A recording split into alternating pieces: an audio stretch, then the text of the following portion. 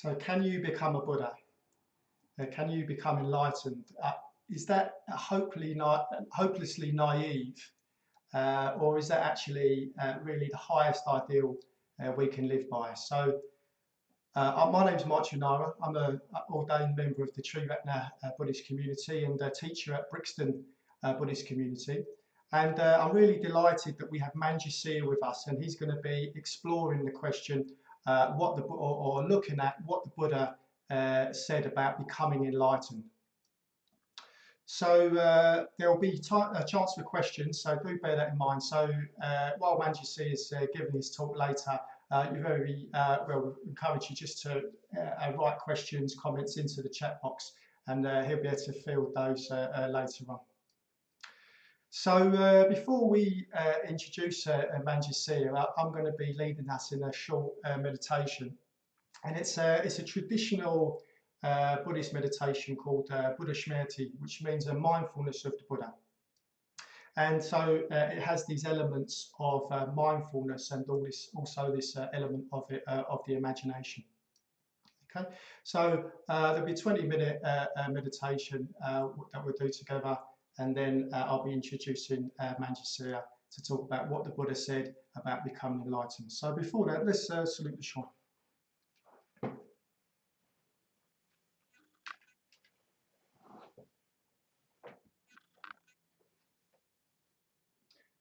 So call and response. Namo Buddhaya, Namo Dhammaya, Namo Sanghaya, Namo Namo, Om Ahom.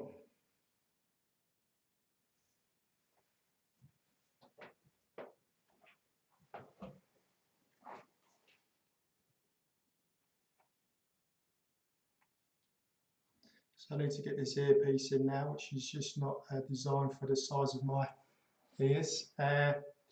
So there we go, we're all set up. So you don't need to do anything special. You don't need to sit on a cushion. If you don't want to, you could just get comfortable in the chair. But if you are in a chair or on the sofa, it's probably good to just kind of sit quite upright so that your back is up straight and your feet flat on the floor. And so what we'll do is just in a moment, if you're happy to, we're just going to close our eyes and just notice what effect the day has had on us. So we can feel that in the body, whatever's been happening up until now has had its effect, and we can just feel that in the body. So just bringing ourselves into the present moment, feeling what's happening in the body.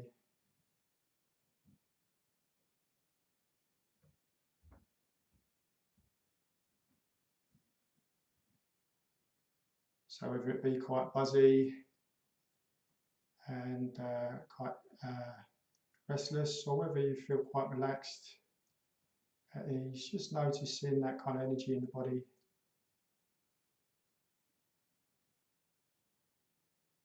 And now just noticing your contact with the ground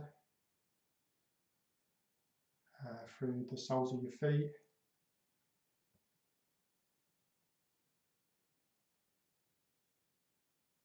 And just feeling into that quality of contact.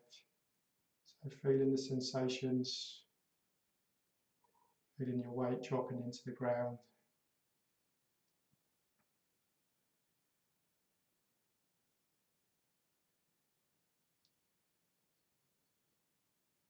And then feeling your legs, just noticing sensations in the legs.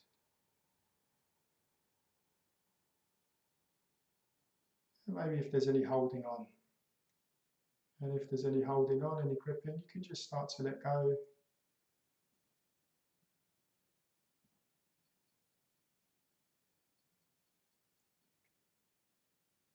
So the weight's just falling down into the floor.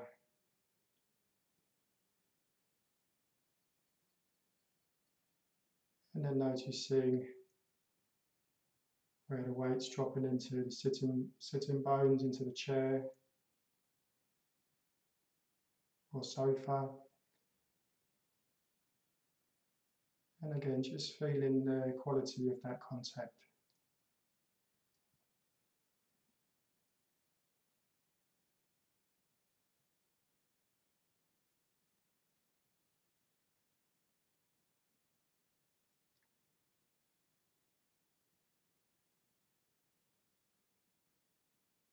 And then noticing your tummy.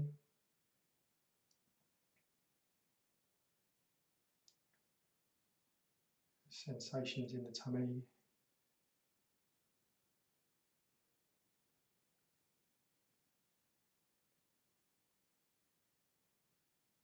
You might want to take a few deeper breaths into the tummy, just allowing the breath to flow.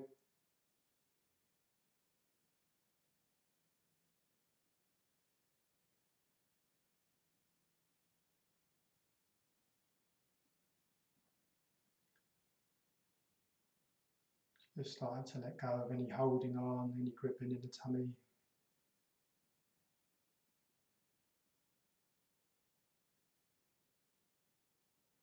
Noticing any sense of ease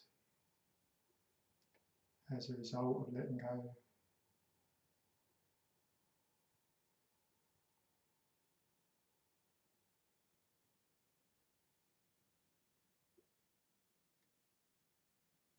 And feeling your back and upper body energized, raising up.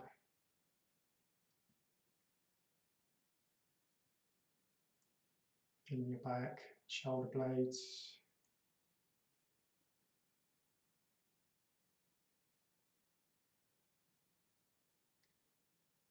Noticing your shoulders, just seeing if you can let go any holding in the shoulders.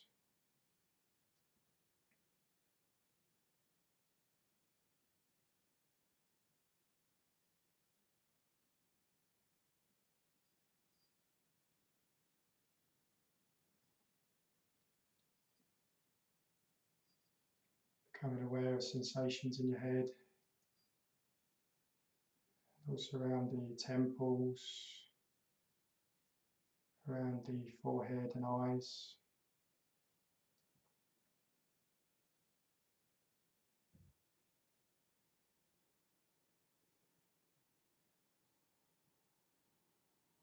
And seeing if you can allow the eyes to soften somewhat behind the eyelids and to softer gaze. Allowing the forehead to smooth and soften.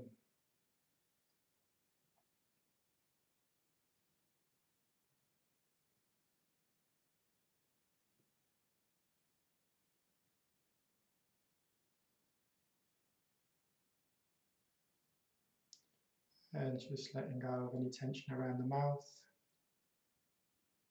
So the face starts to feel like it's resting.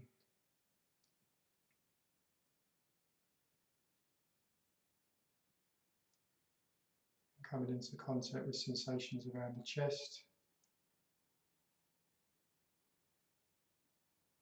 Just however that feels, just breathing into sensations in the chest.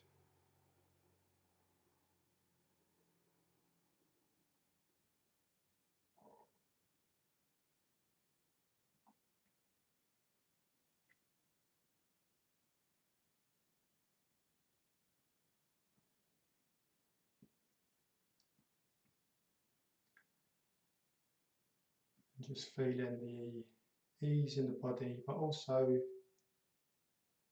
energy in the posture.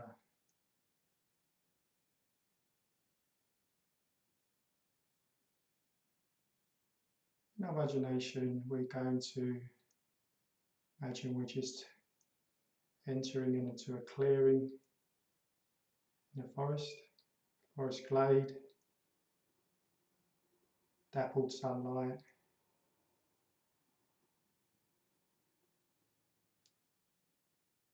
Morning sunlight.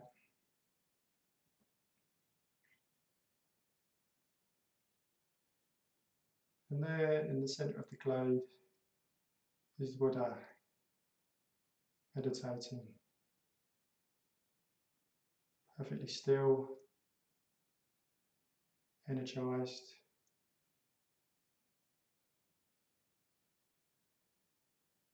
You may be able to see him with a robe, his bowl to one side, and on his face expression of peacefulness,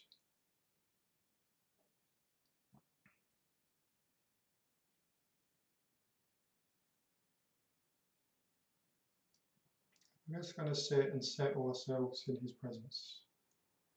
So in the atmosphere, in the sphere of the Buddha, just settling ourselves down.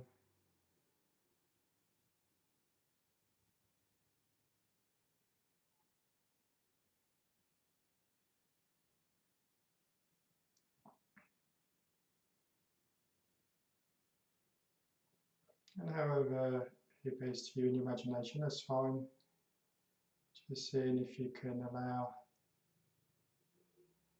qualities of the Buddha to start to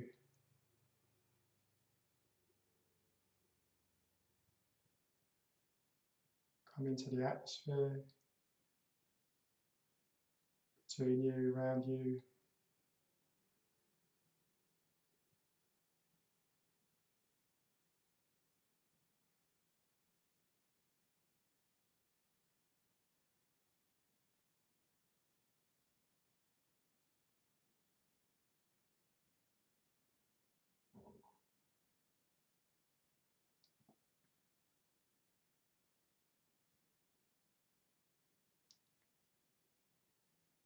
So nothing to do and nowhere to go, just sitting in the presence of the Buddha, dappled sunlight, soft grass underneath our posture.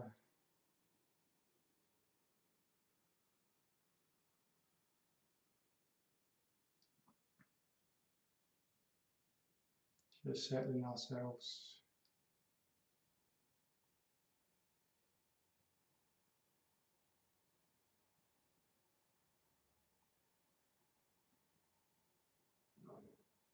And seeing if we can start to become a little bit receptive to the atmosphere of the Buddha. Really just starting to imagine into whatever qualities we might need ourselves right now.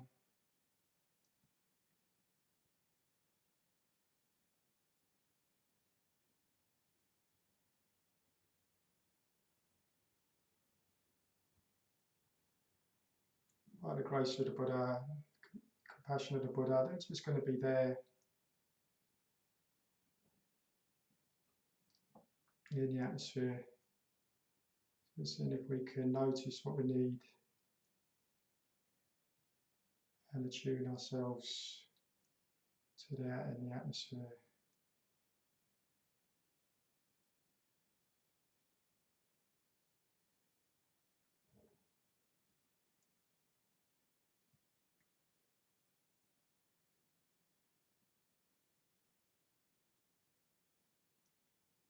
So that might be a sense of freedom and lack of constraint.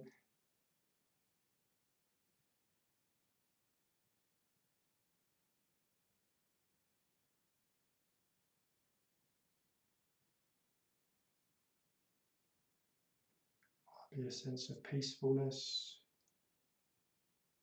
restfulness, ease.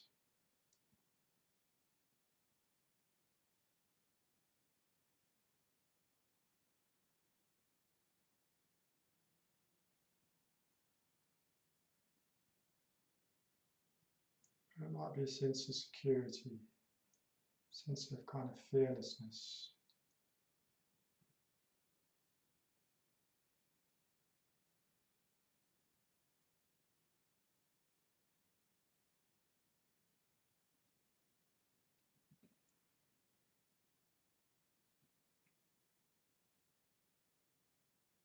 Or maybe it's love, sense of openness, expansiveness, connectedness.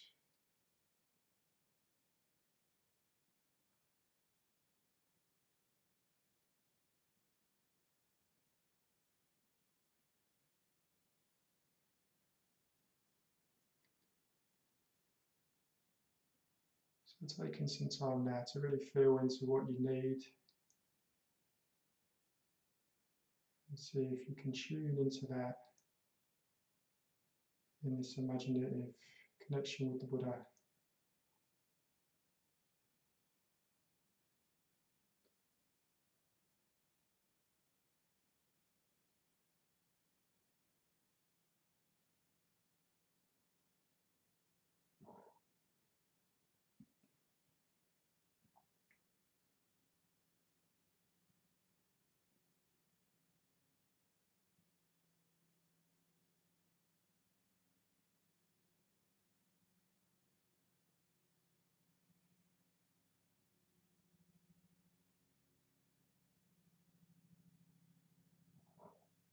Becoming aware of the sensations that are present in the body, still stays grounded in the body. Noticing the effects in the body.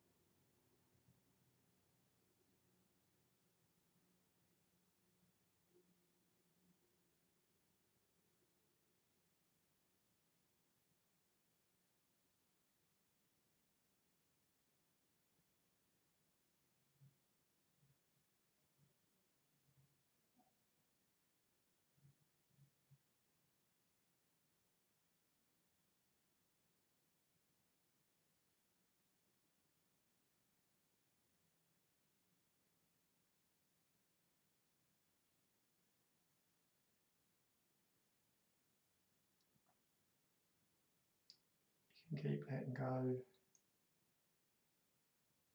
Any holding on in the body.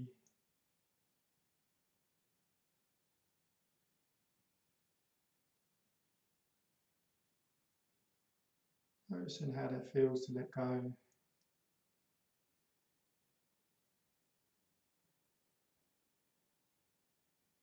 Become more receptive.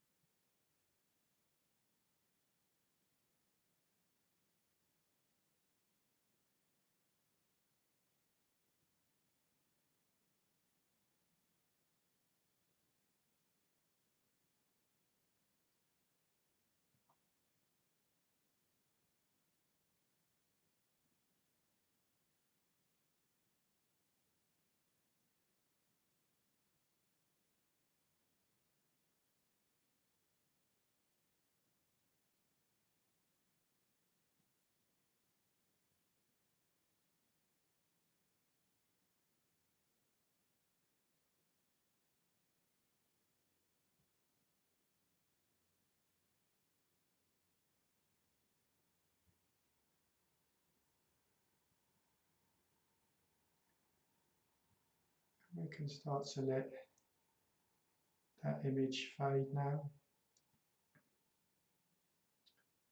Just staying with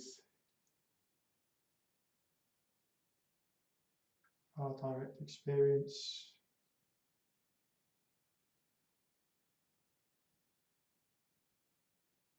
Breathing with that.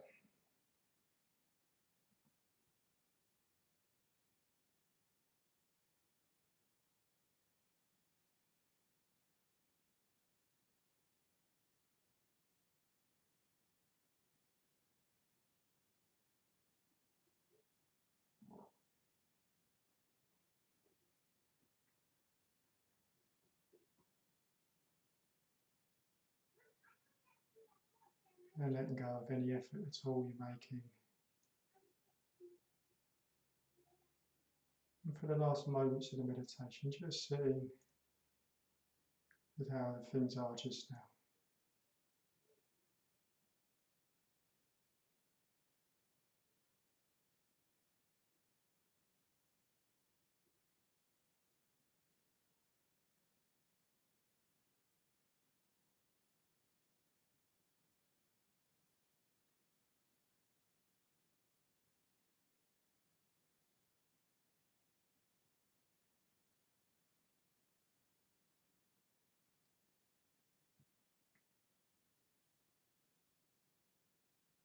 And when you're ready, just coming back into the room, back feeling your body, weight of your body.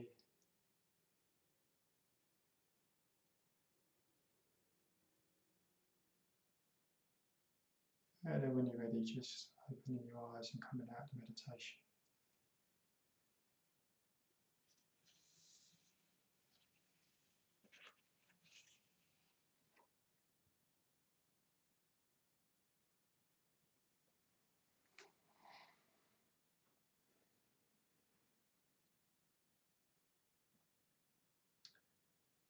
Okay.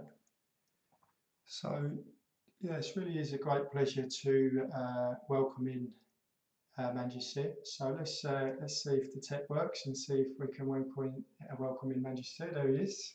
Hi Manjusiha. Hi Janara. Good to see you. Good to see you too. Yeah.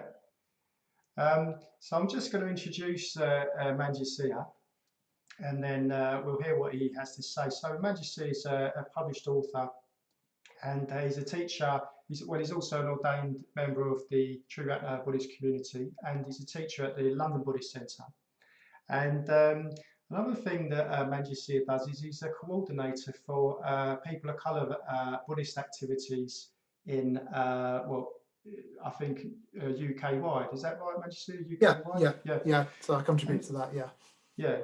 And I just think that well, Manjusiha is a real advocate for this sense of that the Buddhism and the Dharma meditation is a universal gift. So he's really advocating that it cuts across all colours, creeds, genders, and so on. And I really appreciate that, what he does with that. So I'm very interested to see what Manjusiha has to say. He's picked this theme today. I'm sure you'll tell us why you've chosen to talk about that in a minute. But as I say, just before I hand over to Manjusiha, as questions occur to you, just do type into the chat box, and then we can ask Manjusiha questions at the end. Okay, so thanks, Manjusiha. I'll hand over to you. Thank you very much, Janara. So what I'm going to be talking about this evening is what the Buddha said about becoming a Buddha. So I'm actually not going to be talking about what the Buddha said about becoming enlightened. I'm not even going to be talking about what the Buddha said about becoming the Buddha, in a sense. I'm going to talk about what the Buddha said about becoming a Buddha. And I hope that the story of Siddhartha Gautama, our Buddha, as it were, is very familiar to us already. So this privileged man living confined to the palace, enjoying all the pleasures on offer in the palace, and then eventually leaving the palace and seeing the four sights. So seeing a sick man, an old man, a dead man, and a holy man, and how this led him to go forth from the household life in search of truth, which led him eventually to the Bodhi tree and to the attainment of enlightenment, to the attainment of the deathless, you could say. So I really hope this story is very familiar to everyone, although it would have quite different resonances, I think, for us at this time, the time of global pandemic, when we were all confined pretty much to our homes. But yeah, what I'm going to talk about is, as I say, not necessarily how the Buddha became the Buddha. I'm going to talk about what he said about what it takes to become a Buddha. So in other words, this unfolding of this universal principle through time and space, whereby a being can become a Buddha. And I'm also going to say a few words about what this might mean for us, in our lockdown lives. So first, by way of just setting the context, just going to take us on a brief diversion through Buddhist cosmology. So what the scriptures say, what the Buddha says, is essentially the following, and I'm going to quote from Sangharakshita's Survey of Buddhism here. So Sangharakshita's the founder of our Buddhist order and movement. So this is a quote. So Sangharakshita says, "The material universe consists of an infinity of world systems scattered through boundless space and coming into existence and passing away through beginningless and endless time." So I'll just repeat that quote. The material universe consists of an infinity of world systems scattered through boundless space and coming into existence and passing away through beginningless and endless time. So it's really quite striking, that description, isn't it, of world systems. And actually it's quite similar to modern science, actually, although I don't have time or necessarily the expertise to go into that at the moment. But basically what it's saying is, world systems arise and disappear without beginning and end, according to the Buddha, within boundless space. And of course, world systems are not the only thing that are cyclical, according to the Buddha. The other thing that's unending or seemingly unending, according to Buddhism, is birth and death. So mundane existence itself. And it's interesting with rebirth. So I don't think the Buddha actually taught rebirth. As far as we can tell, it was just basically part of the worldview of that time. It was part of the fabric of people's minds of that time. So, just as for us, so our view probably is that consciousness is a byproduct of the brain, and after we die, it ceases. So that's something that we haven't had to learn, I don't think. It's just something that's taken for granted, and it's part of our scientific materialist worldview. It's sort of the air we breathe, really. And it was the same for the Buddha, in terms of rebirth. It was just taken as read, and and it's interesting, at the point of his enlightenment, of course, he remembered numerous of his past lives. So who he was, where he was, and in previous existences, stretching way back into the distant past, really. Impermanence, as we know, applies to world systems and worlds, according to the Buddha. It also applies to us.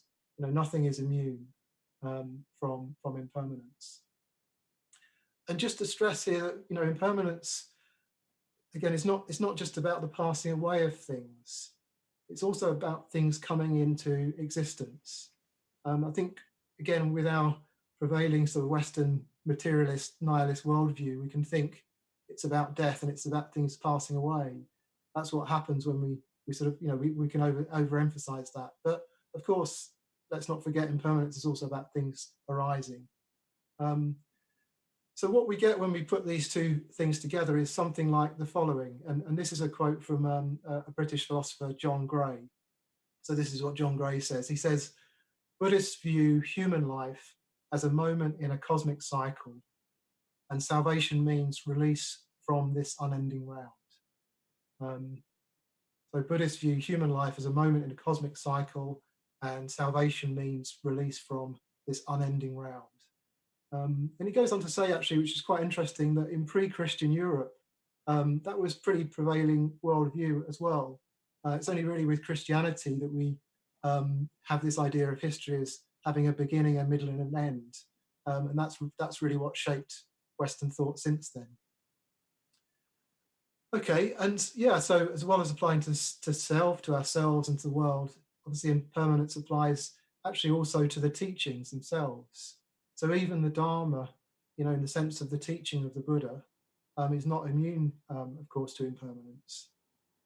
Fortunately for us, we continue to live within the Buddha field and the dispensation of Shakyamuni Buddha, so the Buddha of the present.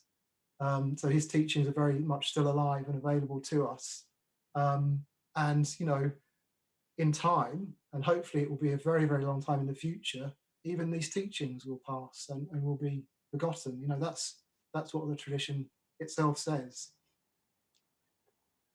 So yeah, so what did the Buddha actually say about becoming a Buddha within this context? Well,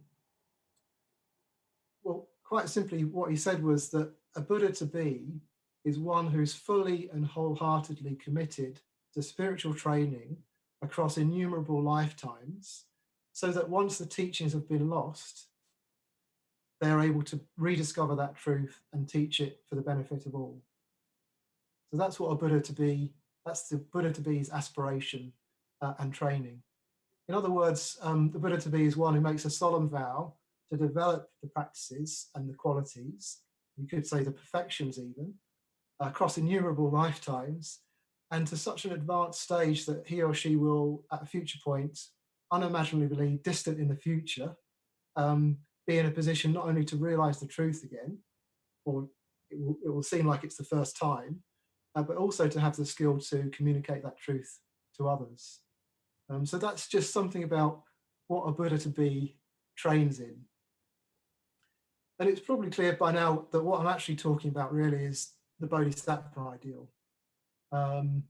So, the Bodhisattva is so an awakening being, and it's a very strong part of the Mahayana Buddhist tradition. So that tradition arose hundreds of years after the Buddha's lifetime. And, sometimes it's seen as a later development of Buddhism. But it's very much there from the start, and with the features that I'm trying to describe here. And I think it's a bit different to how we often talk about the Bodhisattva career, the Bodhisattva ideal. Often it's almost described as something like, the Bodhisattva is one who practices across lifetimes, but puts off their own enlightenment to help others. And I don't really sort of connect with that myself. I don't really quite buy that, putting off our own sort of progress to help others. So yeah, I'm not quite sure that's what the early tradition was saying. And similarly, the Bodhisattva sometimes comes across as being like a sort of almost like a cosmic social worker, rushing around trying to alleviate suffering. And of course, there's absolutely nothing wrong with that. And again, at this moment in time, given what we're living through, I mean, there are great heroes amongst us, aren't there?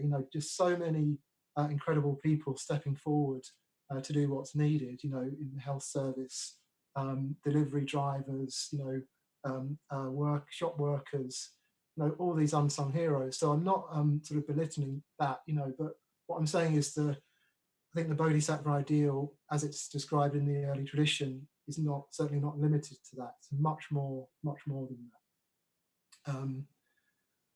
So, yeah, and what I'm trying to do, I suppose, is to give a bit more of the context for within which we practice. We try and practice as Buddhas to be, if we feel sort of inspired to try and do that. And actually, I'm not even suggesting that we should aim to practice to become Buddhas. I think in a way that may well cause more harm than good. And I want to sort of say a bit more that's down to earth, really. Yeah, I mean that you may not connect with that idea, but this teaching I find particularly inspiring, and I'm very passionate about it. And so I want to sort of say a bit about why, and just bring us a bit down to earth as well from that preamble, if you like. So yeah, I think there's probably two main areas that I'm interested in this teaching, this way of talking about what it takes to become a Buddha. Firstly, I find that cosmological context and that perspective, for me, it's just a great relief when I bring that to mind. It helps to get me out of a narrow, sort of claustrophobic, self-referential perspective. And it just sort of opens me up, and just helps to put my life, particularly my spiritual life and my purpose, back in a much broader context. So I'd say that whether or not you take it literally, I think it can really help us just just feel a sense of expansiveness and space and context and purpose. Now, one idea, one way we can do that, I think, is, for example, in the last stage of the metta bhavana practice, where we're trying to cultivate well-wishing in this meditation practice, so well-wishing for all beings. Yeah, I think bringing that sort of vision, imaginatively to our minds, I think can really help to open up the practice. Sometimes when we teach the metta bhavana, it can become a little bit like a sort of humanism. So we're bringing all beings on earth to mind. And again, that's absolutely great. That's really what we need to be doing, what I need to be doing more and more fully, particularly at this time.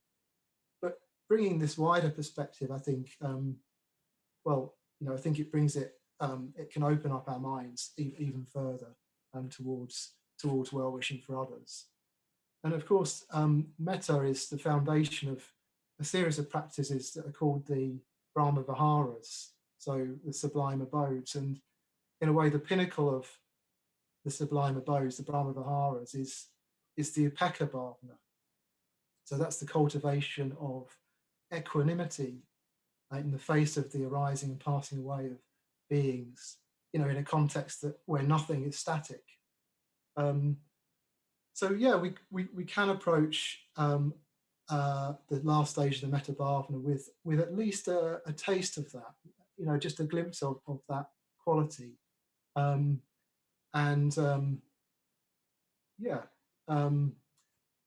what that can do for us, I think, is at a time of great uncertainty, we're practicing in groundlessness. We're practicing, you could say, tolerance of groundlessness. And if we can really get to sort of touch upon that, then our resources for helping others are much, much bigger. If we really can touch that perspective, we're really able to help others much, much more fully. So that's one area of this teaching that I find particularly helpful. And then the other side I find I've been reflecting on particularly recently is, the idea that this life, this lifetime, is one of a series of lifetimes during which we're training to grow spiritually.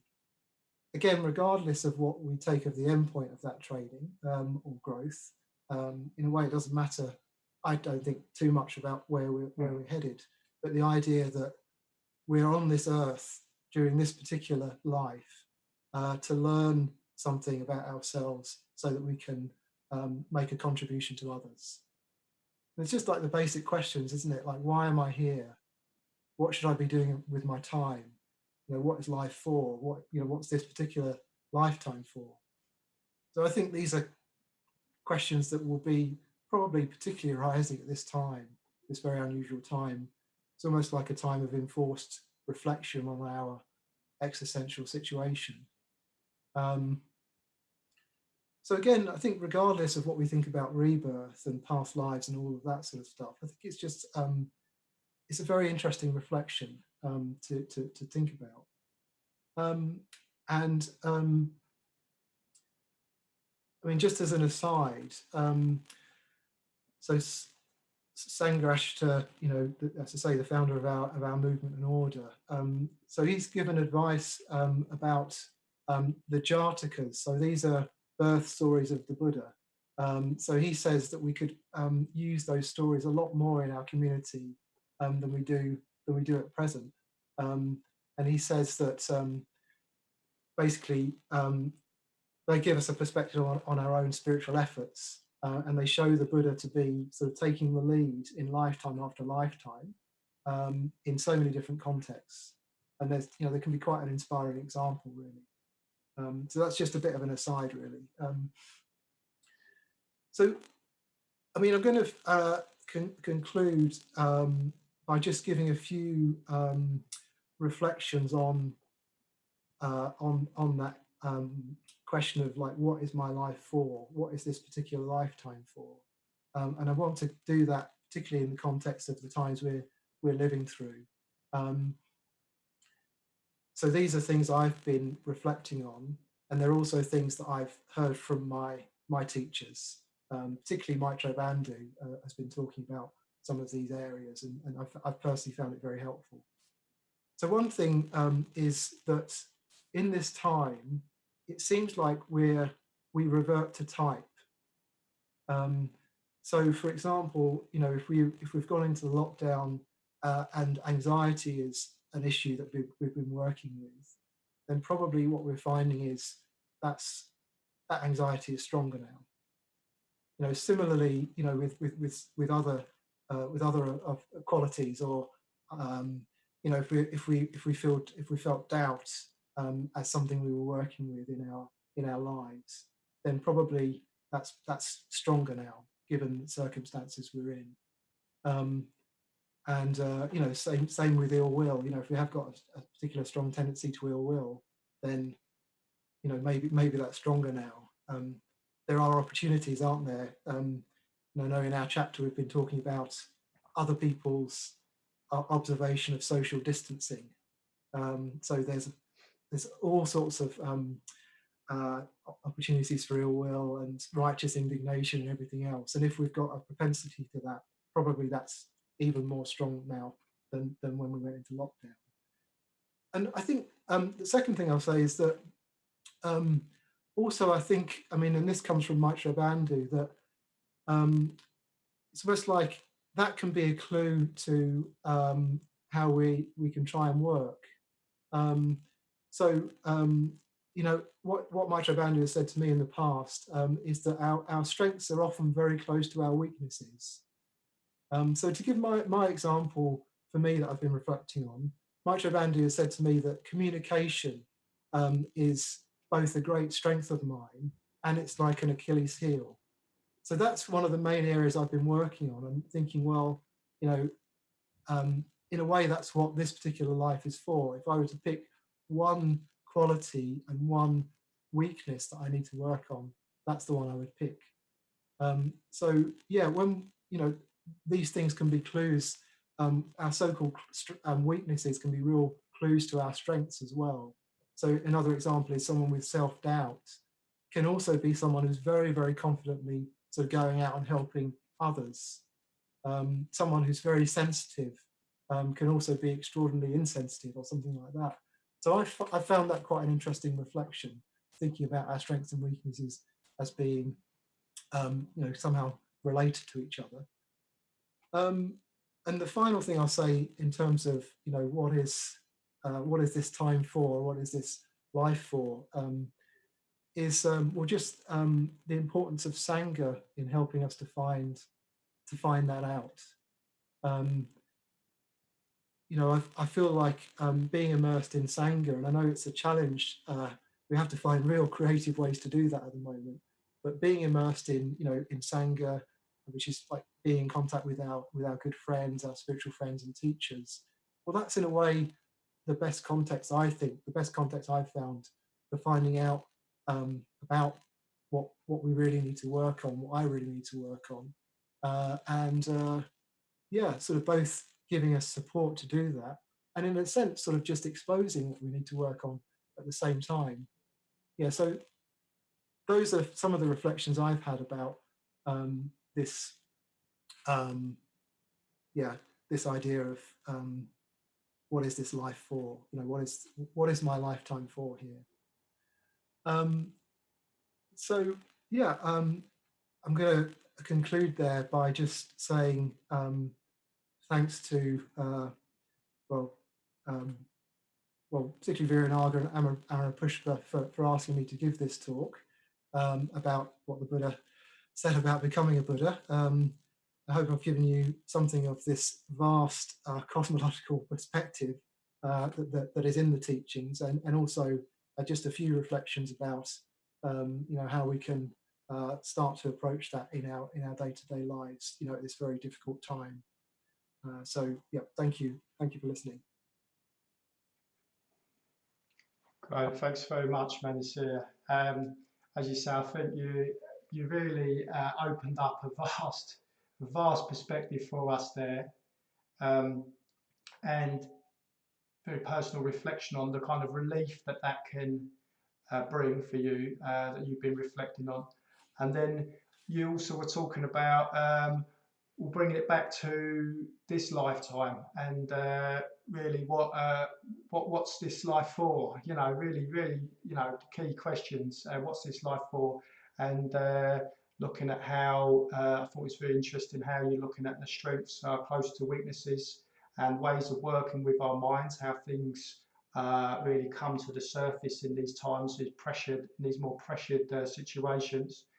And then how do we become aware of those coming, well, in relation to other people? That's one of the best ways how we become aware of those things that we need to work on. So I think you gave us a really like a lot in a short time there. So thanks very much for that talk. So we've got a chance now to take any questions. So I'm just going to turn over to Adam and see if we've got any questions coming. So we've got one question from Virinaga. He says, it's helpful to have friends around to reflect our qualities and weaknesses back to us. How might people who are living on their own at the moment work against their own patterns and types? Did you get that, Manjusiha? I did, thanks, Maitranara. So yeah, how do we work on our patterns and types if we're on our own? I think that's the question, isn't it? Yeah. It's a very good question.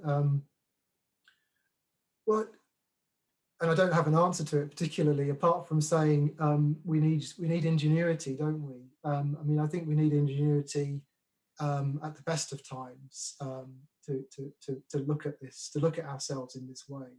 And I think the Sangha can be such a great mirror to us, you know, shining both, you know, on our qualities and as I say, what we need to work on. So I would say, yeah.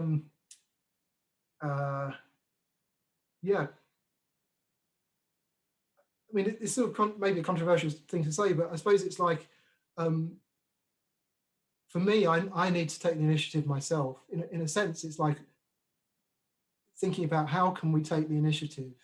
You know, sort of talking to a friend of mine a while ago, and you know, this is quite some time ago. You know, and he was saying that he was hoping that his teachers would reach out to him. You know, he was talking about one particular teacher as being very creative, and so creative that he would find a way to reach out to this particular man. And in a way, you know, I've spoken to him since, and I in a sense, I think that's the wrong way around. I mean, hopefully the Sangha is reaching out to us. Hopefully our friends and teachers are reaching out in their own way. And that's great. You know, I think like trying to be open to that. You know, I'm trying to be open to my teachers and what they're giving me. But in another way, the impetus needs to come from us as individuals, doesn't it? So it's like, you know, how can we take the initiative as well? You know, so it's, you know, it's a two-way thing, isn't it? You know, and yeah, I mean, it's interesting, you know, doing this this session. You know, we're all much more online.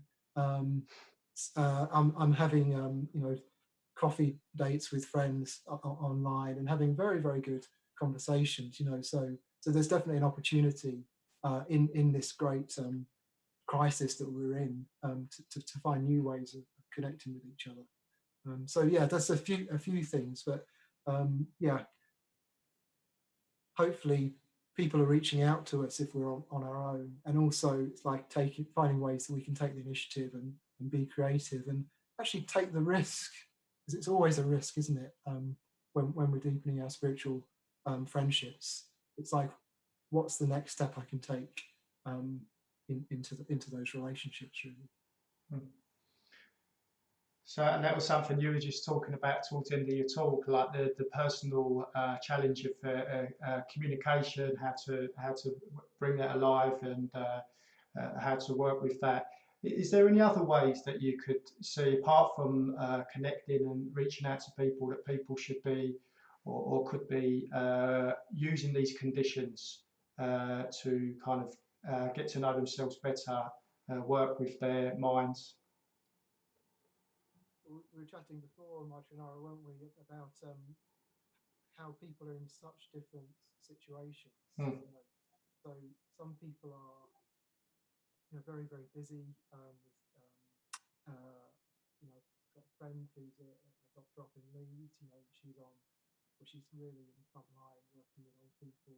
You know, in coronavirus wards. You know, some of us are really in the front line. The front line, I think, includes people like, you know, people who are cleaning wards. There are many, many people who are really sort of helping us and in a heroic way. So, you know, so there's people who are very, very busy, and there's other people who haven't got so much to do. So, you know, in a way, I wouldn't presume to sort of say like how we should be practicing in a way. I mean, you know, there's you know, there are people who working at home with their partners and their children, trying to school their children, you know, with financial worries.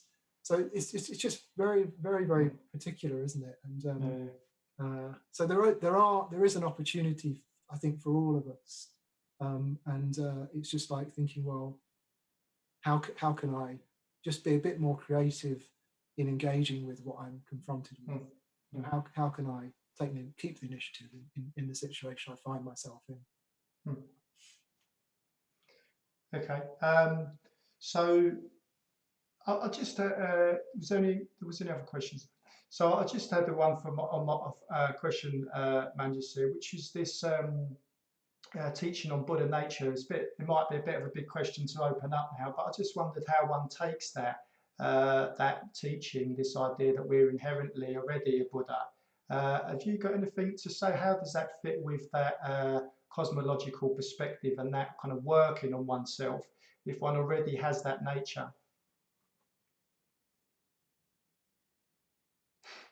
7 minutes. Well, a bit less actually. Okay, no, of course. Yeah, it's a big question. I mean, basically, Bhante Sangharakshita, you know, the founder of our movement, was a bit wary of that teaching, because I mean, the danger of that teaching, of course, is that then we can feel like we don't need to make effort.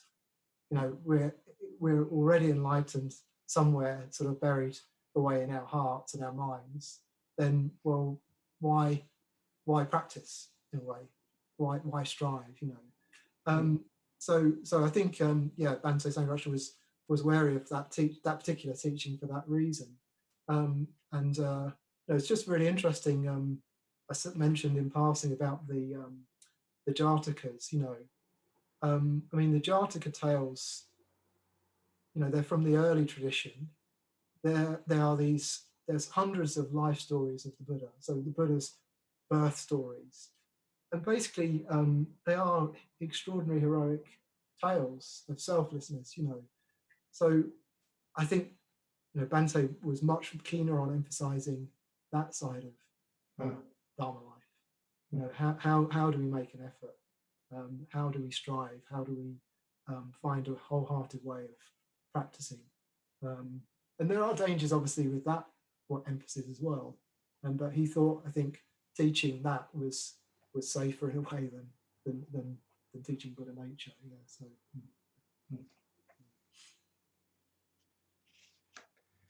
Okay. Well, thanks very much, Manjusiha. Really appreciate your just your real clarity of mind. I really appreciate your clarity of mind. I always reminded of that every time I talk with you. What a clear thinker you are, and so I really appreciate the talk. Thanks very much for joining us, beaming into Brixton Buddhist Community, and hope you go well. So. So yeah, so if you've enjoyed this stream, just subscribe to the channel, and if you want to come along to our next event, it's going to be Dropping Dharma. It's on Saturday morning at 10:30, and that's an interactive Zoom meetup. where we'll be discussing Buddhist ideas, quite interactive, and you get a chance to kick those around for yourselves and to kind of test them out in your own experience. And you can find details of that on the website.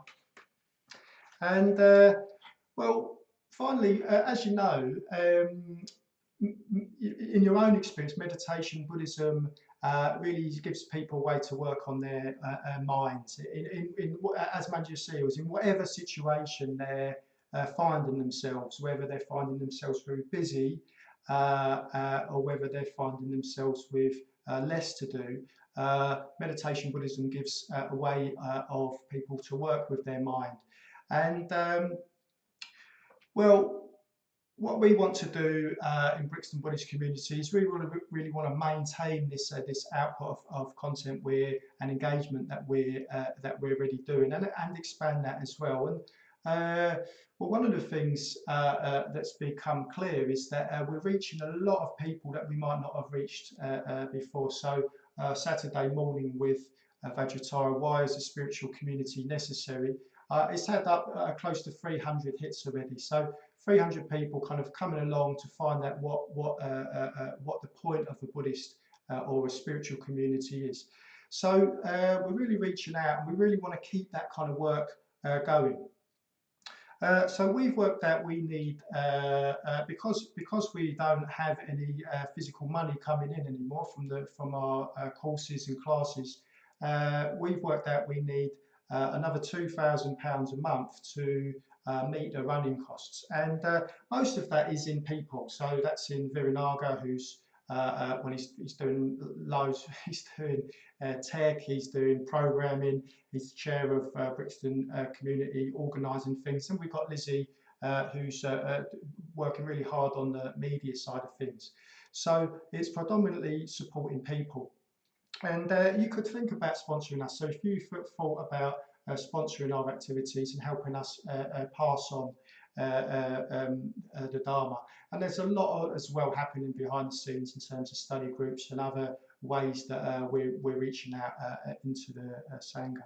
So one of the things you could do, the most direct thing you could do, is sponsor us. And if we had 40 people giving £50 a month, that would cover running costs. That would cover us maintaining what we're doing and being able to extend that out as well. So you could, if you want to give, if you move to give, you can find the link in the description below. But whatever you want to give, that will be helpful. So whatever you want to give will be much appreciated. So in a moment, we're going to wrap up the live stream, and we're going to move into a Zoom discussion. And the Zoom link you can find in the description below and also in the chat. And there it will be hosted by Amra Pushpun, but she'll be able to field questions and we can move these ideas around between us from the talk with Manjusiha. And so do tune into that. That's going to be at 8:45. So come back and join us for that. So just now, just want to say again, thanks very much, Manjusiha. Thank you, and thanks very much for tuning in.